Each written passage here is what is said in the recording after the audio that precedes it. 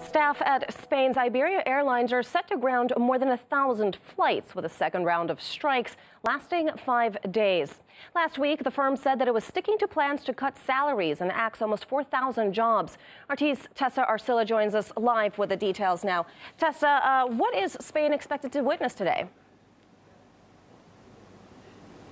Well, we're going to see a lot more angry people, a lot more angry workers. Really, the staff of the Iberian Airlines, one of Spain's national carriers, has taken this to heart, taken it personally, really. There's been a rise of anti-British sentiment there. Now, the cuts that we're seeing in pay as well as job cuts, it has been a result of Iberia merging with British Airways, forming the IAG group. And since this announcement had come to pass, we've already seen the people taking to the streets, those working for Iberia, and we've seen them putting out a poster saying British go home. And the workers' unions have also been calling the management betrayers, that they have actually betrayed the Spanish people by selling Spanish national interests to foreign interests. That's what they're calling this. Now, there has been 3 months of negotiations between the unions and the management, which did not see any deal, and therefore leading to about 3,800 jobs planning to be cut, as well as 1,370 flights that are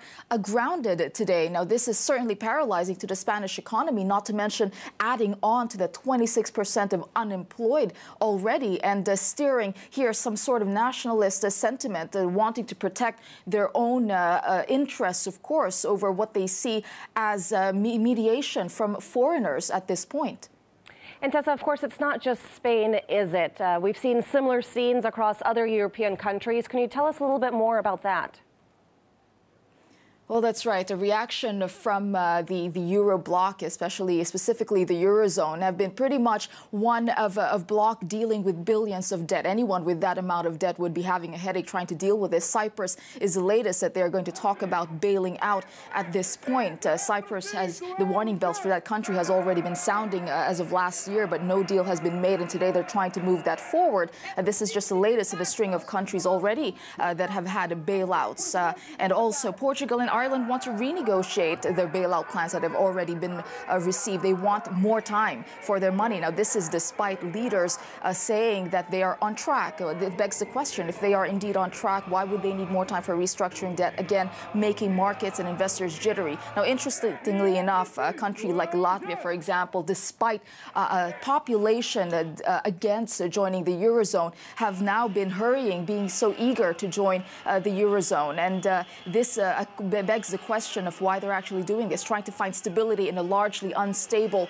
bloc. Now, this is certainly a country to watch again. And also the UK is experiencing a drop in its living standards. Families there have about 10% less to spend. Certainly not a very positive outlook for a majority of the countries in the Eurozone. So today they're dealing with Cyprus's bailout, and as well as the protests in Spain. But the question among nervous investors and concerned citizens is, tomorrow, who is it going to be, and how much more is it going to hurt?